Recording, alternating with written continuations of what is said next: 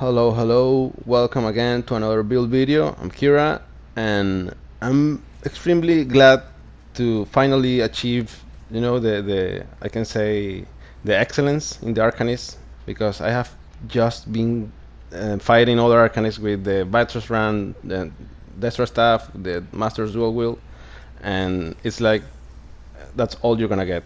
That's all what people are doing right now. So I wanted to play different. I wanted to, do my thing, just improvise, try to get to the same results or even better without the same gear. And I think if I'm not already there, I'm very close. So, so yeah, that can be the introduction of this build. It's not what you're gonna be, seeing all the time in BGs and stuff, but just different. And well, I also like from the beginning, from the first time I saw Arcanist abilities, I was like thinking like let's go with a Destra staff. Let's go with I didn't know what weapon to run, but with my friend Spidey, we both have been like testing different builds, different skills, like debating, discussing stuff. And well, I think I finally got to a incredible level at this build. It's been amazing feeling the I can say the power that this bad boy has. So well, I'm very proud of what I have done in here. So I also hope that you can enjoy it and have a good time playing this build too. So well, with no more further ado, I'll leave you to the build video and hope you guys like the video also. Thank you for your support. Bye.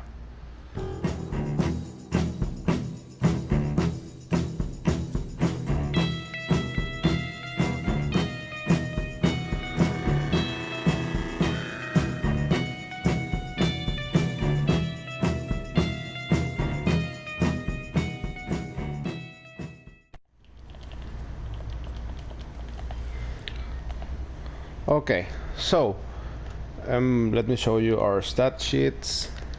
First with the potion, and the dealer's feet almost fully procced.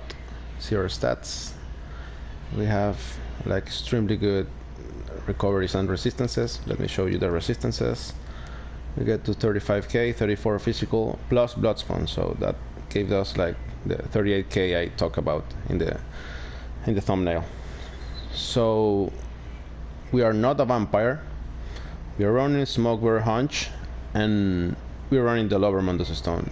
This is what made the build OP, in my opinion, because I tried everything: the Serpent, the Thief, the Shadow, and the Steed, the Tower, the Warrior, almost every single Mundus Stone in the game.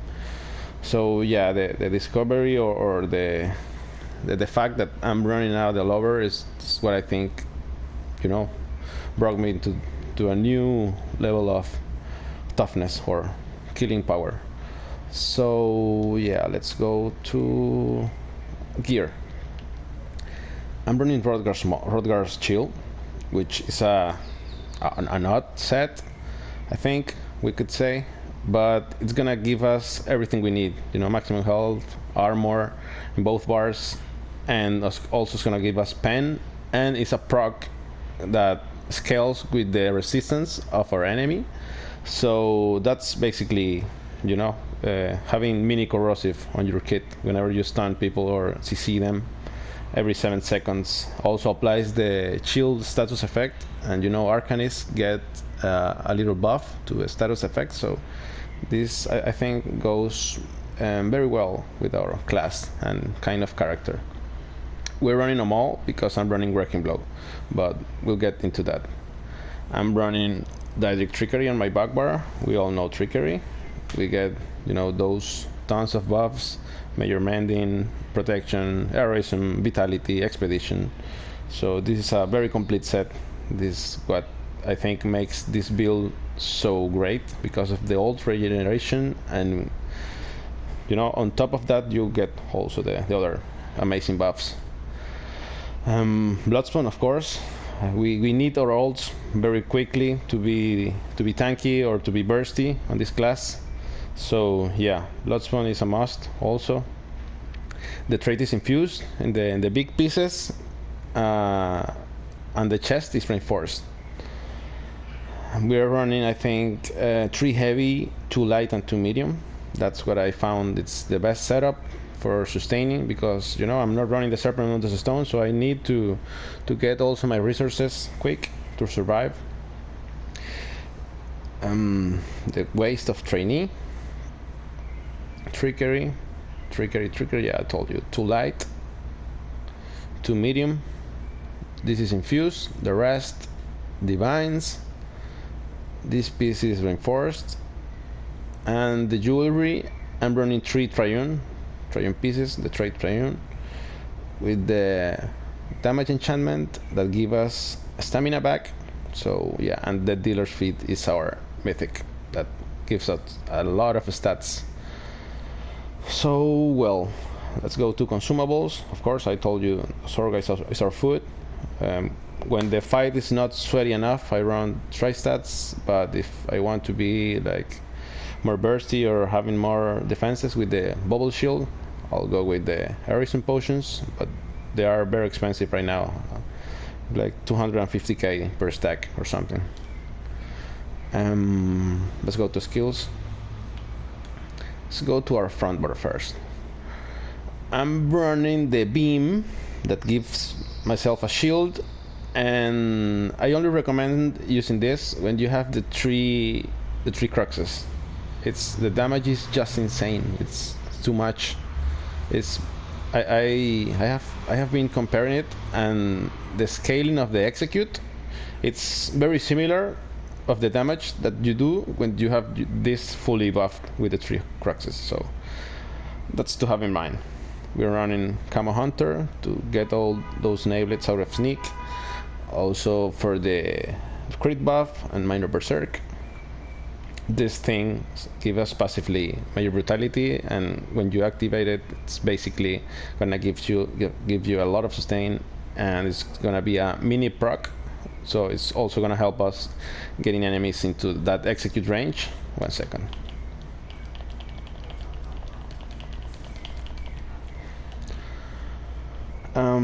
Wrecking Blow, of course, is our semi-spammable, because this build, it's about combos. It's not about just using one skill. It's like, depending on the situation, one skill is gonna be better than other. I don't know if that's clear, but I can make a video explaining furthermore the way of playing this. But yeah, this is gonna give us Major Berserk, which is huge. This is also gonna buff our Rodgar's procs. This is gonna buff every single skill in our kit, so it's a great skill for bursting. We had this is our execute. This is also gonna heal us in our front bar. This is gonna CC our enemies. This skill is just too much, I think, in my honest opinion. Again, and Dawnbreaker is our bursting ultimate in our front bar. Okay, in my back bar I have this thing. It's gonna, well, this is my burst healing. You know, with the Arcanist, I have seen that you need like to juggle with your sustain. So when you have a lot of stamina, you can just rely on this skill. It's gonna heal you a lot. And if you are running low on stamina, you can then swap to your Magicka healing abilities. We got into that in a bit. I'm running this because I don't even need vigor, because this is gonna give me the same minor resolve. It's also gonna give me minor protection, and when your health drops below 50%, it's like an anti-execute. So that's why I think you don't need vampirism on the Arcanist, or at least not on this setup. But yeah, if your health is below 50%, you can like throw your big shield and then pump your health up with this and this, you know. And this is gonna basically work like a burst heal. Look, the tooltip is 12k without our dead dealer's feet fully procced, so it's gonna get very high. Crocsquiver armor, our major resolve buff, is also gonna apply minor breach on our enemies. This also generates cruxes, so this is OP. and I'm running the big shield. See the tooltip without the dealer's feet procced. It's huge. It's insane. And of course, this is our source of major breach, and this is OP for the ARCABEAST for real. And of course, the big shield. Look, the tooltip, 97k without the dealers. it's just too much. I haven't been playing a lot with CP, but this is what I'm running also. Fighting finesse, you know, the ARCABEAST gets a buff with crit damage and healing, so I'm testing this. This is for more healing. This is gonna buff our damage done of direct damage, and this is gonna buff our AoE damage. This is for movement speed, 10%, celerity, bastion to buff our shields, sustained by suffering, and fortified. Yeah, that's it. If you wanna see like the way of playing, you can rewind the videos. That's the perfect way of playing that build. And if anyone has any questions, you can post them in the comment section.